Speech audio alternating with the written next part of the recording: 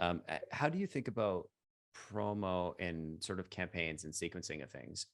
Like you can't always be you can't train every day, right? To go to the kickboxing example, and I mean, unless you want to be world champion, but chances are most of us can't train every day, and it's probably not necessarily healthy to train like a world champion. Well, it's definitely not healthy to train like a world champion because it does damage to your body, Yeah. with the extra wear and tear. And so when it comes to marketing campaigns, you can't push. I don't think you could push every single day. And so, in my opinion, it's kind of like a crop rotation, theory about looking at each quarter or each kind of sales buying cycle. I'm curious what your thoughts are on how do you think about planning these different sequence campaigns, promotional events, and then we can jump into the channels. But last sort of question of Yeah. context. Yeah, no, it's a super fun one. For us, a lot of times going back to that analogy of not swimming upriver, we do look for times that we know that consumers are going to be looking for deals. So Mhm. holidays that everyone kind of has a deal on. And again, it's a double-edged sword because your cost per lead might go up, but then you get more people organically. So like, oh, well, maybe I was thinking about kickboxing and Memorial Day is coming up. Maybe they have a Memorial Day sale. And so you do just naturally get that spike from consumers being more in the mindset of, I'm going to spend money right now. So that's something that we do. And then we definitely try to work, which is the ebb and the flow of our seasonality as well. So fitness is maybe unique and a little bit different than B2B, but I'm sure you have, every industry has its own probably level of seasonality to some extent, where we might focus on sales more going into the summer because we know people are less likely to use their membership, whatever it may be, or we need that, kind of that bump maybe in cash flow, or that our owners would need that bump in cash flow going into a time that will slow down.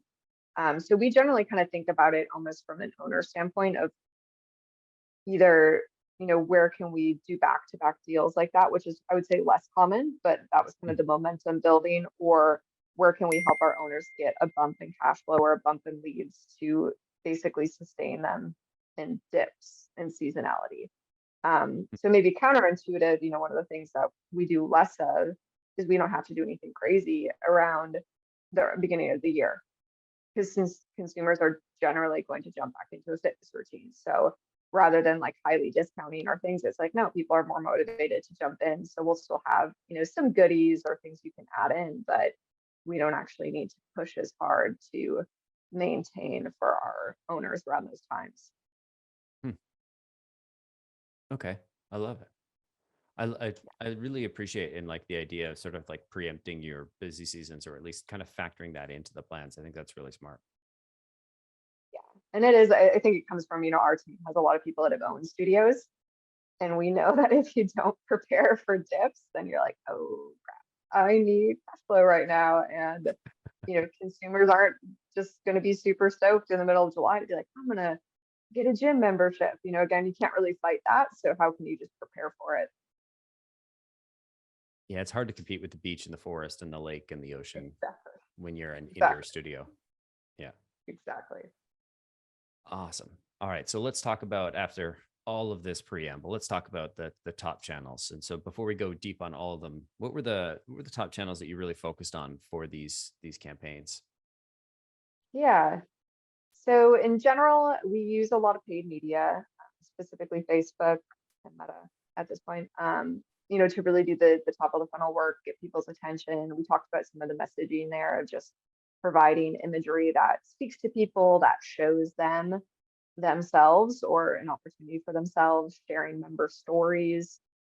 Even honestly, for us, simple imagery of people punching and kicking is just like that captures people's attention, in a way that I wish I'm like could dive into psychological analysis of this, but it just does, like, it works. You put a picture of someone punching and kicking, especially a woman, it's like, oh, what am I seeing? People just seem to stop to scroll on that. So we use that a lot in top of funnel. But then some of my favorites, like I mentioned before, which I'm sure we'll get into, is more of how do we nurture that relationship once we have their first name, last name, email, maybe phone number. What do we do from there? And that's when we start to get into email and SMS.